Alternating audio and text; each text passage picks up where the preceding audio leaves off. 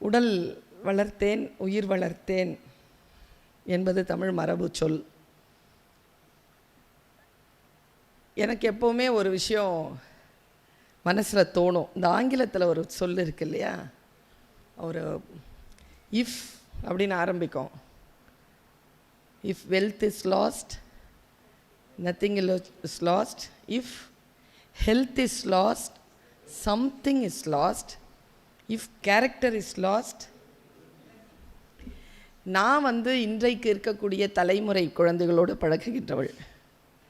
என்னை பொறுத்த அளவில் கேரக்டர் அப்படிங்கிறது அது எங்கேயுமே காணாமல் போகாது, அது இழக்க முடியாது. குணம் அப்படிங்கிறதும் குற்றமற்ற குணம் என்பது நம்முடைய மரபில் இருப்பது. சந்தர்ப்ப சூழ்நிலைகளால் நம்முடைய குணம் கெட்டுவிடக்கூடாது என்பதற்காக ஆழமான மரபை பின்பற்றுகின்றவர்கள் தமிழர்கள். அதனால் அது நம்முடைய பொறுப்பு. எனக்கு தெரிஞ்சு 45 வயசு கடந்த உடனே எனக்கு வந்த ஞானம், if money is lost something is lost, character cannot be lost, if health is lost everything will be lost.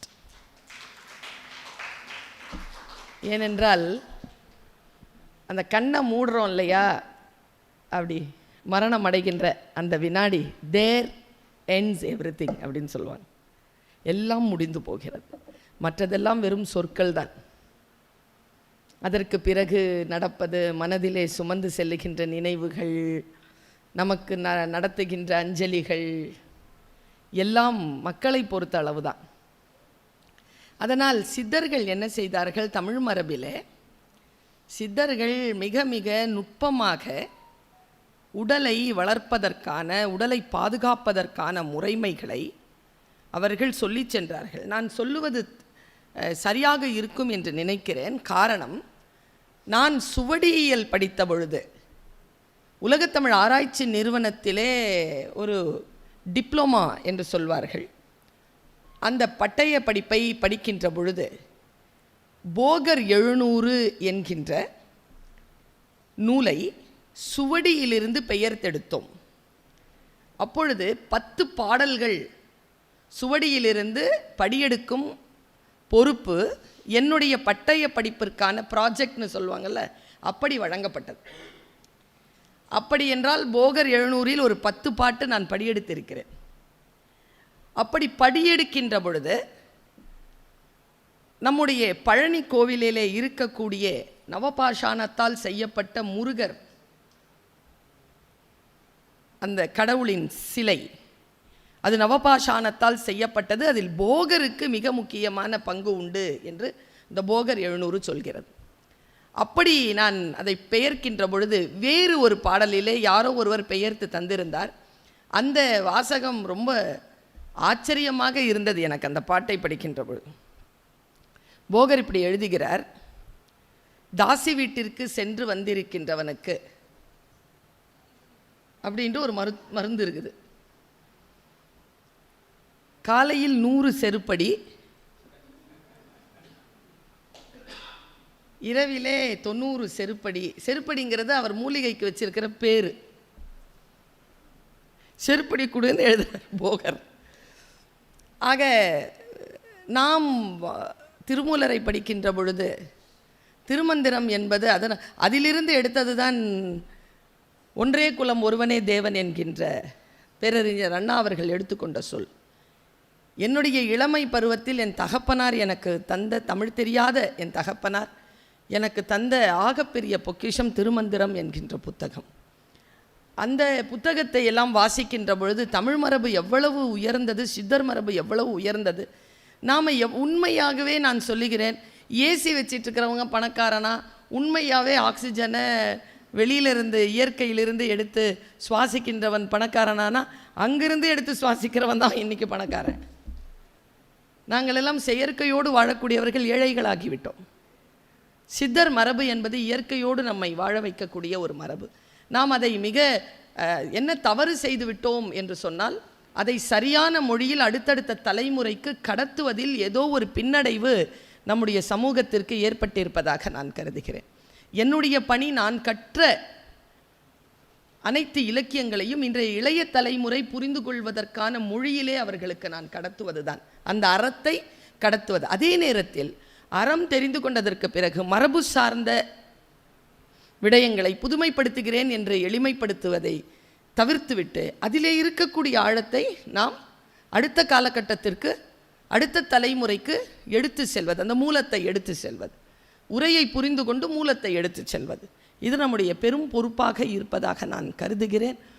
இன்றைய இளைய குழந்தைகளுக்கு சொல்லுகிறேன், இந்த சித்த மருத்துவத்தில் அம்மா அவர்கள் தந்திருக்கக்கூடிய உரையை நான் முழுமையாக கேட்டுக்கொள்கிறேன். உங்களுடைய கட்டுரையை நீங்கள் அளிக்க வேண்டும் என்று கேட்டுக்கொள்கிறேன். சோமசுந்தரி அவர்களிடத்தில் நீங்கள் அதை கட்டுரையாக அளிக்க வேண்டும். ஓராண்டு காலம் தமிழ்குடலில் தரப்பட்ட அத்தனை சொற்பொழிவுகளும் புத்தகமாக கொண்டு வருவதற்கான முயற்சியை உலக தமிழ்ச்சங்கம் முன்னெடுத்து கொண்டிருக்கிறது. அதனால்தான் ஆய்வாளர்களை, பேராசிரியர்களை அழைத்து இந்த தமிழ்குடலை தருகிறோம். நீங்கள் எல்லோரும் தெரிந்து கொள்ள வேண்டிய ஒரு விஷயம், ஒரு வினாடியில் ஒரு கேள்வி வந்தது வாட்ஸ்அப்பில், அதை பார்த்து நான் வியந்து போனேன். கேண்டீன்னு சொல்கிறோன்னா, கேண்டீனா என்ன? மிட்டாயா? மிட்டாய்.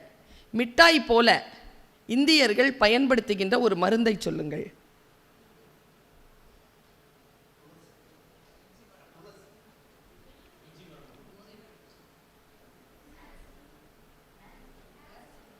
வெரி குட், பேர் சொல்லுங்க.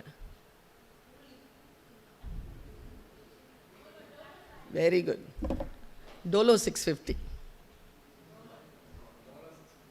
Paracetamol sir. நீங்கள் சாப்பிட்றீங்க துளசி, அடுத்த தலைமுறைக்கு அதை நீங்கள் கடத்தலையே. அதுங்க கேண்டி மாதிரி சாப்பிட்றது டோலோ 650 தான். இது பரவலாக இந்தியா முழுக்க கேள்வி கேட்கப்பட்டு தரப்பட்ட பதில். ஆக நாம் மருந்து என்கின்ற பெயரில் விஷத்தை அன்றாடம் உண்டு கொண்டிருக்கிறோம்.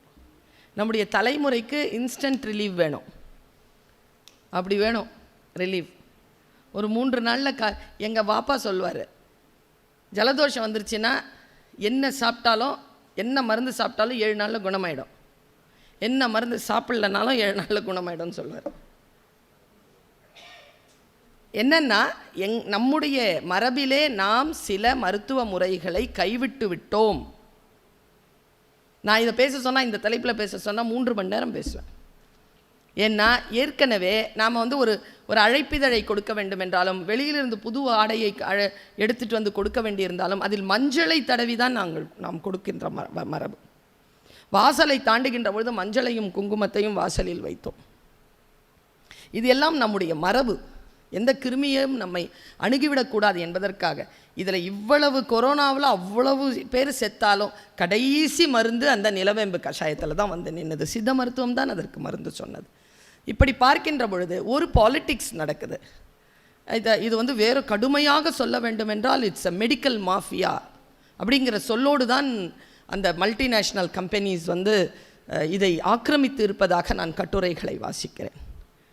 ரொம்ப உண்மையாக சொல்லணும்னா, நீங்கள் இந்த நிகழ்ச்சியிலிருந்து வெளியில் செல்கின்ற போது இந்த சான்றோர்களுக்கு தெரியும், என்னுடைய பேச்சு மொத்தமாக இளைய மாணவிகளுக்கானது. சித்த மருத்துவத்தில் உடலில் இருக்கக்கூடிய ஒரு உறுப்பு, அந்த உறுப்பை விசாரித்து விட்டு தான் மருத்துவத்தையே அவர்கள் குறிப்பார்கள்.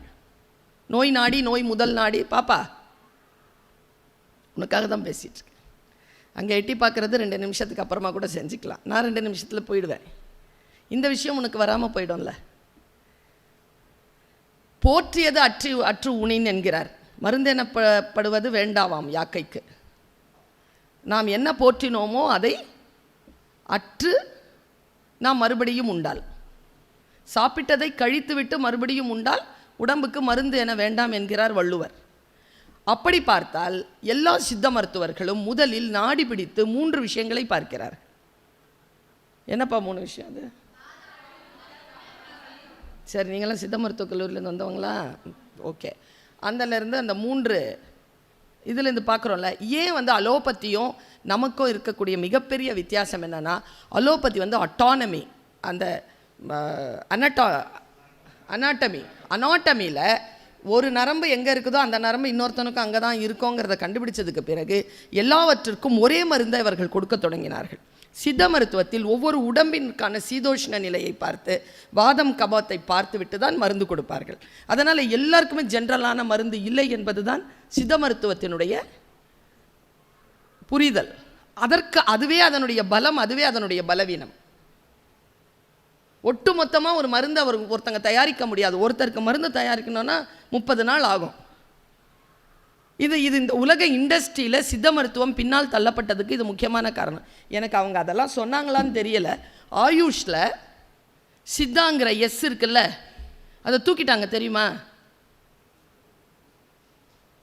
தெரியாதா? தூக்கிட்டாங்க. ஆயுஷ் அப்படிங்கிறதுல எஸ் இருக்குல்ல, ஆயுஷில் சொல்லுங்கள் என்னென்ன? ஆயுர்வேதிக், யுனானி, அலோபதின்ட்டிங்க பாருங்கள். ஆயுஷுங்கிறத ஆல்டர்னேட்டிவ் மெடிசன்ஸு. ஆல்டர்னேட்டிவ்ங்கிற சொல்லே தப்புங்கிற நான். அதான் மெடிசனே, நீ என்ன ஆல்டர்னேட்டிவ்ங்கிறத அப்படிங்கிறவ நான். மாற்று எப்படி? அதுதான் மருத்துவமே. நீ என்னதை மாற்று மருத்துவம் என்கிறாய்? நம் மரபிற்கான மருத்துவம் இல்லையா அது? ஆயுஷ்னு ஒரு அமைப்பை மத்திய அரசாங்கம் ஏற்படுத்தியது. அதில் சொல்லுங்கள் ஆயுஷுங்கிறதுக்கு என்ன? ஹலோ மேடம், லேட்டாக வரவங்களை வேடிக்கை பார்க்காதீங்க. எக்ஸாம் எழுதணும்ல, கொஸ்டின் கேட்டா. ஆயுஷுங்கிறது என்னம்மா? சித்த மருத்துவ மாணவர்கள்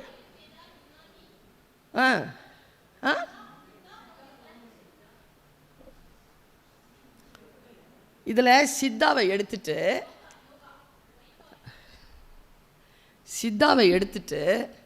திபெத்திய மருத்துவத்தை உள்ளே சேர்த்து விட்டார்கள்.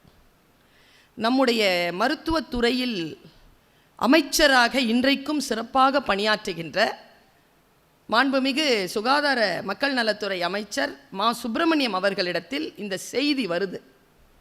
அவர் என்ன பண்ணுறார்? இந்த பிளானிங் கமிஷன் மெம்பராக போட்டாங்க இல்லையா, அதில் ஒருத்தராக இருக்க கு சிவராமன் சாரை கூப்பிட்டு டெல்லிக்கு அனுப்புகிறார். இது 2-3 வருஷத்தில் நடந்தது சார். டெல்லிக்கு அனுப்பி, மேடம் இது முக்கியமாக உங்கள் வாழ்க்கைக்காக தான் சொல்லிகிட்டு இருக்கிறேன் இதை. ஐ டோன்ட் நோ, நீங்கள் வாழ்க்கையை பற்றிய முக்கியமான விஷயங்கள் பேசும்போது கவனம் எங்கேயோ இருக்குது. நான் போய் சித்த மருத்துவத்தில் போய் ஒன்றும் பண்ண போகிறதில்ல. உங்களுக்கான உங்கள் வாழ்க்கைக்கான நாடியை பிடித்து கொள்ளுங்கள் என்பதற்காகத்தான் தமிழ் கூடல். சும்மா பேசிட்டு கை தட்டிட்டு சான்றிதழ் வாங்கிட்டு போகிறது இல்லை. அவர் இங்கேருந்து அங்கே போய் மத்திய அமைச்சகத்தை தொடர்பு கொள்கிறார். நீங்கள் வேணும்னா சிவராமன் சார் உங்களுக்கு வருவார் இல்லையா, அவர்கிட்ட கேளுங்க, பர்வீன் மேடம் இப்படி சொன்னாங்களே அது உண்மையான்னு கேளுங்க. அவர் போகிறார். போய் அங்கே பேசும் பொழுது அவ்வளவு சீக்கிரமாக அவர்கள் சித்தாவை அந்த ஆயுஷில் சித்தாவே இல்லைங்க. எஸ்ங்கிறதுக்கு என்னங்கிறதுக்கு அவங்க அந்த வேலையை செஞ்சுருக்கிறாங்க. அது ஏதோ வாயில் நுழையாத ஒரு பேர் இருக்குது அந்த திபெத்திய மருத்துவ முறைக்கு. அந்த பேரை வச்சுட்டு அவங்க ஆயுஷ்னு சொல்லிட்டு இது மூடிட்டாங்க, ஃபைல் மூடிட்டாங்க. நாங்கள் என்ன பண்ணோம், இங்கிருந்து போய் தமிழ்நாடு அரசின் மூலமாக போய் அதை சித்தாவையும் உள்ளே இழுத்த பொழுது இப்போ ஆயுஷ்ங்கிறது டபுள் எஸ் போடணும். இப்போ அதில் சித்தாவை உள்ளே நுழைத்து விட்டோம். என்ன சொல்கிறாங்கன்னா, ப்ரூவன் இல்லை, மருத்துவம்னா ப்ரூஃப் பண்ணணும். சித்தாவில் என்ன ப்ரூஃப் இருக்குது? அலோபதிக்கு ப்ரூஃப் இருக்குது, சர்ஜரி இருக்குது, உங்களுக்கு என்ன இருக்குது? நாங்கள் எவ்வளவோ முயற்சி செய்து இந்த மருத்துவ முறையை தக்க வைத்திருக்கிறோம். உங்களுக்கெல்லாம் என்ன நோக்கம் நான் சொல்லவா வெளிப்படையா? பெரியவங்களாம் கொஞ்சம் காதை முடிக்கும், எனக்கு கோச்சிப்பாங்க இவங்கெல்லாம், என்ன இப்படி பேசுகிறீங்களே. அவங்களுக்கெல்லாம் என்ன நோக்கம் தெரியுமா சார்? பாஸ் பண்ணணும், கவர்மெண்ட் ஜாப் கிடைக்கணும், இவ்வளோதான். துறை சார்ந்து நீங்கள் வல்லுநர்களாக வர வேண்டும் என்று நினைக்கிறீர்களா? துறை சார்ந்த வல்லுநர்களாக நீங்கள் மாற வேண்டும் என்றால் மிக மிக விழிப்புணர்வோடு இந்த மருத்துவத்துறையில் இருக்கணும். ஏன்னா உங்களை விட கோடி மடங்கு தூரத்தில் மருத்துவத்துறை ஓடிக்கொண்டிருக்கிறது. நாம் கோடி மடங்கை கையில் அடக்குவதற்கான அத்தனை சாத்தியக்கூறுகளையும் மருத்துவத்திலும் சித்தர் பண்பாட்டிலும் வைத்திருக்கிறோம். ஆனால் என்ன, அதற்கான அறிவை விரிவாக்கிக் கொள்வதோ அதற்கான முயற்சியில் ஈடுபடுவதோ நாம் இன்னும் முன்னெடுக்க வேண்டும் என்று நினைக்கிறேன். நான் சித்த மருத்துவர்களை எல்லாம் சந்திக்கின்ற பொழுது அவர்கள் எல்லாம் பாடல்களை மனனமாக சொல்கிறார்கள். அவர்களுக்கு அது புரிகிறது. ஆனால் மனனமாக பாடல் சொல்லும் பொழுது முன்னால் இருக்கின்றவர்களுக்கு அது புரிவதில்லை. ஆனால் என்ன, ஆங்கிலத்தில் புரியாத வார்த்தைகளை சப்ஸ்கிரிப்ஷன் எழுதுனா அது நம்ம பெருமையாக நினைக்கிறோம். ஆனால் சித்த மருத்துவத்தில் புரியாமல் ஒரு பாட்டு சொன்னால் அது நமக்கு பண்டையிலேருந்து அப்படி போயிடுது. சரி, என்ன இருந்தாலும் வெள்ளையாக இருக்கிறவன் பொய் சொல்ல மாட்டான், இங்கிலீஷ் பேசுகிறவன் புத்திசாலி. மொழி என்பது அறிவல்ல, ஆங்கிலம் என்பது அறிவல்ல, மொழி.